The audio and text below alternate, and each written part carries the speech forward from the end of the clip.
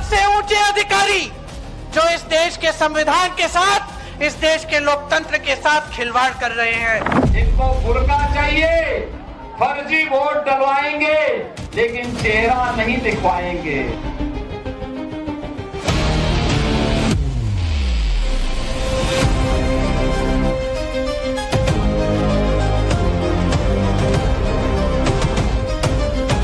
আপনি কি বাংলাদেশ থেকে এসেছেন? হ্যাঁ, আমি বাংলাদেশের থেকে আইছি। তো আপনি আসলেন এখানে কি করে, মানে কাটাতার পার করে এসেছেন, কি করে এসেছেন? হ্যাঁ, আমরা যখন আইছিলাম আমাদের দিকে আলাদা ছিল, ডুবে গেল, সেখানে আইছিল। আচ্ছা, তো আপনাদের কোনো ডকুমেন্টস বা কিছু? না, আমাদের ডকুমেন্টস কোনো কিছু নেই।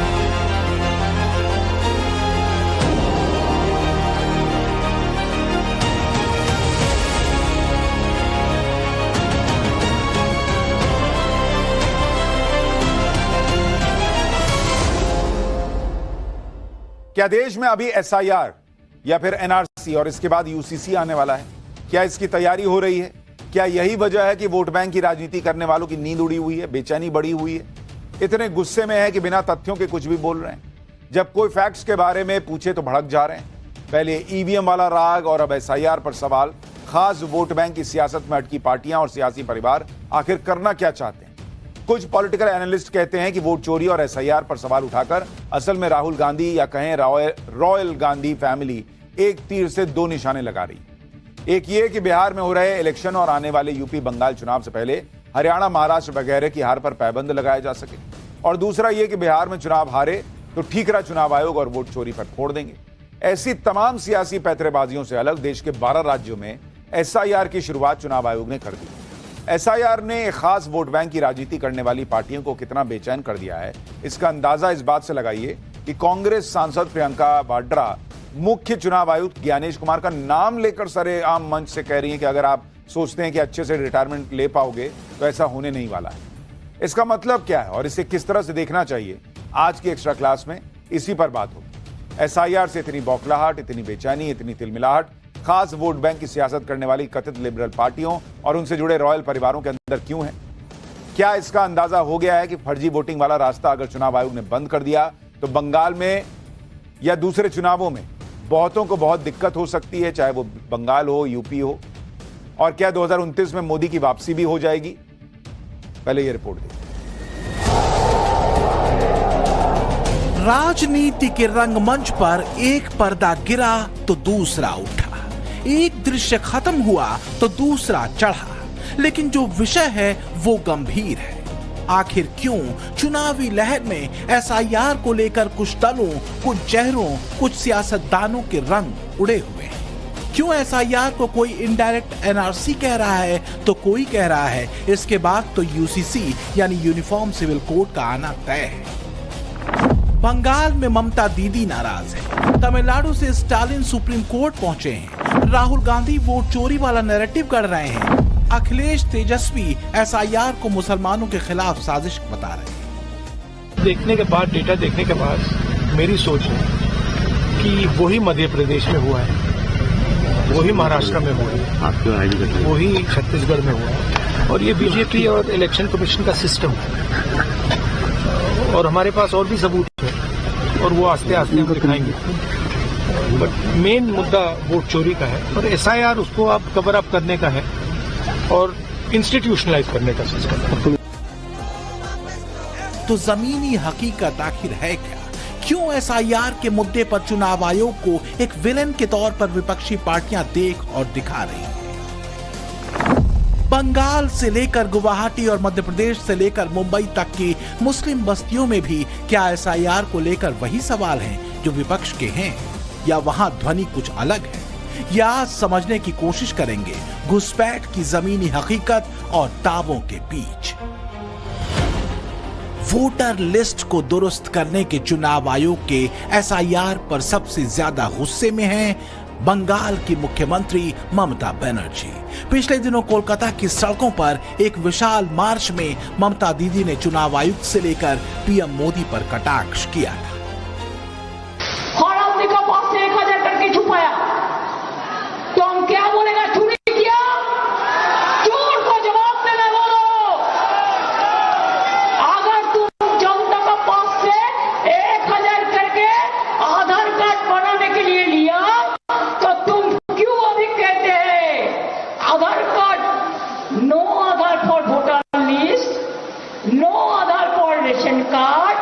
लेकिन बैंक में जब आप अकाउंट करने जाता है तो आधार लिंक चाहते हैं, नहीं करना है तो आधार कार्ड सिटीजनशिप नहीं होगा, तो आधार कार्ड में आपको वोटिंग राइट नहीं होगा। ये वो लॉजिक हैं जो बंगाल हो या कोई दूसरा राज्य एसआईआर को लेकर कथित लिबरल पार्टियों की तरफ से दिया जा रहा है। इसके बरक्स एसआईआर को लेकर जो तर्क चुनाव आयोग के हैं वो साफ है। वो ये कि वोटर लिस्ट से फर्जी या अवैध वोटर्स के नामों को हटाना ये क्यों जरूरी है, इसकी वानगी बंगाल में देखने को मिली।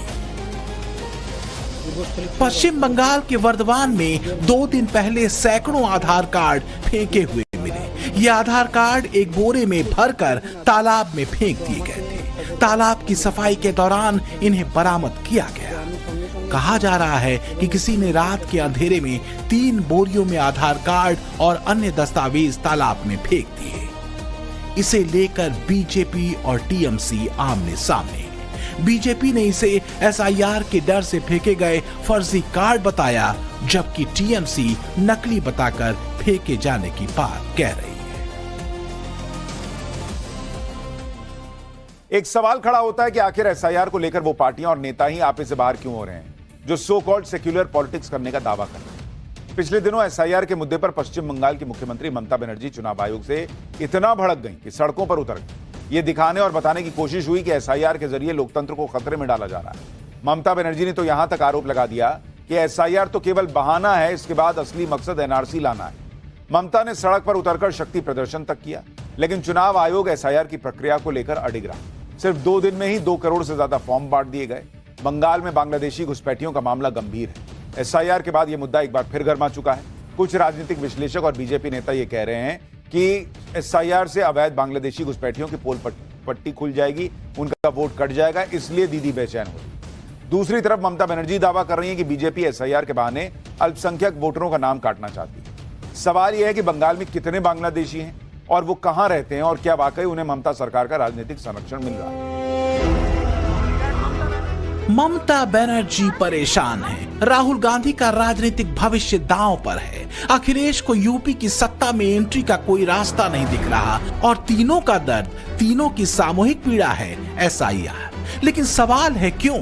क्योंकि एसआईआर हो या एनआरसी, इन दोनों का एक सिरा ये तीनों वोट बैंक के कटने से जोड़ते हैं, जबकि सरकार कहती है उसके निशाने पर सिर्फ और सिर्फ घुसपैठी है। जो भारत का नागरिक नहीं है, फिर से सुन लीजिए, जो भारत का नागरिक नहीं है, जो घुसपैठ करके आया है, उसके साथ भारत के संविधान के तहत न्याय सम्मत कार्रवाई होती रहेगी। बंगाल की अस्मिता के खिलाफ होने वाली किसी भी साजिश को बीजेपी कामयाब नहीं होने देगी। तमाम रिपोर्ट्स में दावा किया गया है कि भारत में सबसे ज्यादा बांग्लादेशी घुसपैठिए पश्चिम बंगाल में ही रहते हैं। बीजेपी आरोप लगाती रही है कि ममता बनर्जी इन अवैध बांग्लादेशियों को वोट बैंक के रूप में इस्तेमाल करती रही हैं और इसलिए वो नहीं चाहती कि एसआईआर की प्रक्रिया बंगाल में पूरी हो। दूसरी तरफ दीदी दावा करती हैं कि बीजेपी एसआईआर के बहाने अल्पसंख्यक वोटरों का नाम काटना चाहती है। सवाल यह है कि बंगाल में कितने बांग्लादेशी हैं और वो कहां रहते हैं और क्या वाकई उन्हें ममता सरकार का राजनीतिक संरक्षण मिल रहा है। Times now Navbharat reporter Kolkata के करीब न्यू टाउन इलाके में पहुंची, जो कोलकाता से करीब 15 किलोमीटर के फासले पर है, और यहां मिली अवैध रूप से रह रहे बांग्लादेशियों की एक बस्ती। আপনি কি বাংলাদেশ থেকে এসেছেন? হ্যাঁ, আমি বাংলাদেশের থেকে আইছি। তো আপনি আসলেন এখানে কি করে, মানে কাটাতার পার করে এসেছেন, কি করে এসেছেন? হ্যাঁ, আমরা যখন আইছিলাম আমাদের দিকে আল্লাহ ছিল, ডুবে গেল সেগুলো এই ছিল। আচ্ছা, তো আপনাদের কোনো ডকুমেন্টস বা কিছু? না, আমাদের ডকুমেন্টস কোনো কিছু নেই। এখানে ভারতের আধার কার্ড বা হচ্ছে ভোটার আইডি কিছু আছে আপনাদের? আমার ভোটার কার্ড নেই। আর আধার কার্ড?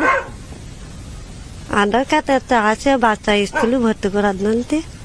হ্যাঁ, বাচ্চা সরকারি স্কুলে পড়ে, তার ছেলে জন্ম সার্টিফিকেট আছে এখানে, তাছাড়া কিছু। আপনাদের তো কোনো নথি ছিল না, তো আধার কার্ড হলো কি করে? মানার আধার কার্ড করে দিল স্কুল থেকে। ওরা করে দিয়ে? হ্যাঁ, স্কুল থেকে মানা করে दिल।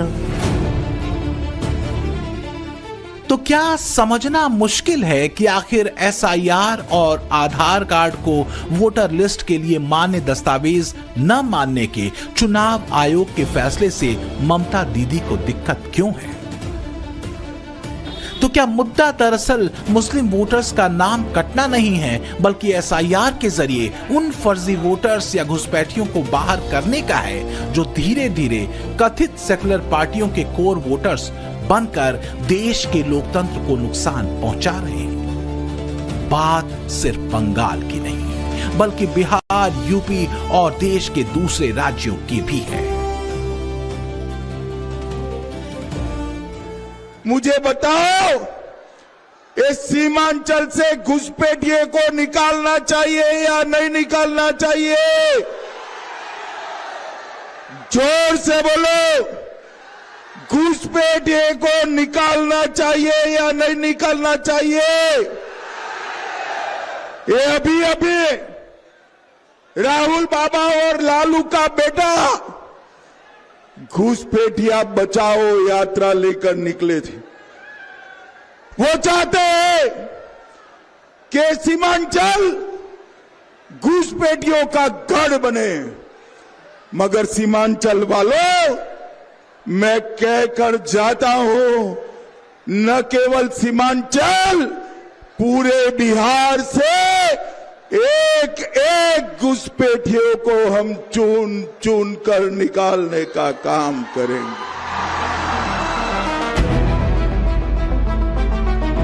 तो घुसपैठियों के नाम पर इतनी रक्षात्मक या फिर आक्रामक क्यों हो जाती हैं कथित लिबरल पार्टियां? क्यों वो चेहरे जो खास वोट बैंक की सियासत करते हैं बेचैन हो उठते हैं? ममता को अपना सिंहासन हिलता दिखता है, अखिलेश को 2027 का चुनाव मुश्किल लगता है, तेजस्वी को बिहार की गद्दी दूर दिखने लगती है, तो राहुल गांधी को सत्ता वनवास लंबा दिखता है। राहुल गांधी के इतने हाइड्रोजन बम फोड़ने के बाद भी एसआईआर की प्रक्रिया नहीं रुकती और चुनाव आयोग अपनी प्रतिबद्धता पर अडिग रहता है, जिससे नेता प्रतिपक्ष की भाषा तीखी और तीखी होती चली जाती है। अभी प्रोसेस चल रहा है, हमारे पास बहुत सारा मटेरियल है, वो प्रोसेस हम चलाते जाएंगे। हिंदुस्तान के जेन ज़ी जो हैं और युवा हैं, उनको हम क्लियरली दिखा देंगे कि नरेंद्र मोदी चुनाव चोरी करके प्रधानमंत्री बना है, बीजेपी चुनाव चोरी करती है, क्लियरली बता देंगे। कोई कांग्रेस से लेकर महागठबंधन की तमाम विपक्षी पार्टियां और ममता बनर्जी तक एसआईआर को मुस्लिम वोटर्स का नाम काटने की साजिश बताती फिर रही हैं। दूसरी तरफ चुनाव आयोग ये बात बार बार कह रहा है कि एसआईआर के जरिए उसकी कोशिश वोटर लिस्ट को और ज्यादा स्पष्ट बनाने की है। मतदाता सूची की स्पेशल इंटेंसिव रिवीजन यानी एसआईआर प्रक्रिया का उद्देश्य मृत, डुप्लीकेट और माइग्रेटेड मतदाताओं को हटाना और नागरिकता की जांच करना है। चुनाव आयोग ने तो ये तक पूछा कि राहुल गांधी किस आधार पर ये बात कह रहे हैं कि डुप्लीकेट वोटर बीजेपी को ही वोट कर रहे थे। इसका जवाब कांग्रेस के पास नहीं। दूसरा तर्क ये भी है कि अगर डुप्लीकेट वोटर बीजेपी को वोट कर रहे थे और राहुल गांधी के आरोपों के मुताबिक चुनाव आयोग बीजेपी से मिला हुआ है, तो फिर उसे एसआईआर करने की जरूरत क्या थी? क्योंकि कांग्रेस के हिसाब से पुरानी वोटर लिस्ट से बीजेपी को फायदा हो रहा था। तो क्या एसआईआर के खिलाफ विपक्षी शोर और दौड़ की वजह कुछ और ही है? एसआईआर के खिलाफ विपक्षी दल सड़क से लेकर सुप्रीम कोर्ट तक दौड़ रहे। तमिलनाडु की डीएमके सरकार ने राज्य में एसआईआर कराने के चुनाव आयोग के फैसले के खिलाफ सुप्रीम कोर्ट में याचिका दायर की। अब सुप्रीम कोर्ट 11 नवंबर को इस याचिका पर सुनवाई के लिए तैयार हो गया है। यानी जिस दिन बिहार में दूसरे चरण का चुनाव होना है उसी दिन सुनवाई होगी। डीएमके ने अपनी याचिका में 27 नवंबर को चुनाव आयोग के एसआईआर कराने के नोटिफिकेशन को खारिज करने की मांग की। याचिका में कहा गया है कि एसआईआर की प्रक्रिया संविधान के अनुच्छेद 14, 19 और 21 समेत संविधान और जनप्रतिनिधि कानून के कई प्रावधानों का उल्लंघन करती है। मतलब आप बेचैनी देख रहे हैं, क्यों इतनी बेसब्री है भाई? ऐसा क्या ही हो जाएगा अगर राज्यों में वोटर लिस्ट दुरुस्त होगी तो? बिहार का उदाहरण सबके सामने है। एसआईआर के बाद बिहार के पहले फेज के चुनाव में बंपर वोटिंग हुई। बिहार के वोटर्स ने पुराने सारे रिकॉर्ड ध्वस्त करते हुए 64% से ज्यादा मतदान किया। इस बार पिछले बिहार इलेक्शन में पिछले चुनावों की तुलना में 56 लाख ज्यादा वोट पड़े। और यह तब है जब एसआईआर के बाद बिहार में करीब 65 लाख वोटर्स के नाम कटे थे। ये वो वोटर थे जो मृत थे लेकिन वोटर लिस्ट में उनका नाम था, या जिनका नाम 2 जगह पर था, या जो माइग्रेट कर गए। जब ऐसे 65 लाख वोटर्स के नाम कटे तो विपक्ष ने खूब बवाल काटा, अरे धांधली हो रही। लेकिन अब आप देखिए कि बिहार में पहले फेज की वोटिंग में रिकॉर्ड तोड़ वोटिंग हुई। एसआईआर को लेकर विपक्ष के आरोप ये हैं कि इसका मकसद मुस्लिम वोटर्स का नाम काटना है। हमने विपक्ष के इन आरोपों और एसआईआर को लेकर पश्चिम बंगाल, गुवाहाटी, मुंबई और जबलपुर की मुस्लिम बस्तियों से मुस्लिम वोटर्स की राय जानने की कोशिश की। लोगों ने क्या कहा, इसे सुनना जरूरी है। सबसे पहले गुवाहाटी और गुजरात के राजकोट से मुस्लिम वोटरों की एसआईआर पर राय सुन लीजिए। देखिए, ये सब अब लागू करने से क्या होगा, फिर पहले से तो जो हम किया है वो मेरा प्रॉब्लम हो जाएगा, है कि नहीं? इतना दौड़ा दौड़ी करके हम लोग किया, खर्चा किया, पैसा खर्चा किया, फिर से ऐसे करेगा तो हम लोग को दिक्कत हो जाएगी। मेरा नाम लियाकत अली है। मैं ओरिजिनली फ्रॉम राजस्थान, लेकिन 1986 से यहाँ रह रहा हूँ। जन्म राजस्थान में हुआ, लेकिन हम लोग का बिजनेस था, मेरा लड़की यहाँ था। शादी होने के बाद मैं राजस्थान गया, वहाँ में भी एसआईआर चल रहा है। तो उसने कहा कि पापा मेरा तो नाम यहाँ में नहीं आ रहा, मेरा तो शादी हो गया। तो मेरा लड़की को मैं बोला कि मैं यहाँ का 2002 का लिस्ट भेजता हूँ, उसमें मेरा नाम है। तो मैं ये जो वोटर लिस्ट वहाँ भेजा है, according voter list her name is now listed in the new voter list. So it's okay, it's a good thing, ये होना चाहिए। एसआईआर की जो अभी चालू हुआ है वो बहुत अच्छी बात है। जो मत गिनती हो रही है वो भी सही है, मगर जिसका नाम मतदार यादी में नहीं है उनका नाम जोड़ना चाहिए। चुनाव आयोग की तरह से ये जो रजू किया हुआ है वो एसआईआर, वो एक अच्छी बात है। लोकतंत्र मजबूत होगा, वो हम मानते हैं कि सही बात है, लोकतंत्र मजबूत होना ही चाहिए, पर सही ढंग से होना चाहिए। हम ही चाहते हैं कि भाई घुसपैठियों को यहाँ कोई मतदार देने का कोई अधिकारी नहीं है, वो जहाँ के है वहाँ को उसको रवाना करना ही चाहिए। तो सुना आपने, वोटर लिस्ट के दुरुस्त होने से किसी को कोई ऐतराज नहीं। तो क्या ऐतराज बस उन्हीं है जो अपनी राजनीति के लिए एसआईआर के मुद्दे को जबरन उठा रहे हैं? हमने जबलपुर, कोलकाता और लखनऊ के मुस्लिम वोटर्स से भी एसआईआर पर उनकी राय जानी। जो मर गए उनके भी नाम है, हम अब्बा का नाम अभी तक नहीं हट रहा, बताइए। वोटर लिस्ट जो है, बॉर्डर जो है दुरुस्त होना चाहिए। सरकार को चाहिए कि एक बार वोटर लिस्ट का जो है उसी को फॉरवर्ड करके उसकी जांच जो है एक कोर्ट देके उसको स्टेबल किया जाए। एसआईआर में वेस्ट बंगाल का पूरा जो वोटर लिस्ट है, जो लोग वोटिंग राइट है, उनको देखा जाएगा कि ये लोग 2002 से यहाँ पर था कि नहीं। अगर ये सब हो जाने के बाद एक ड्राफ्ट रोल एक पब्लिश होगा।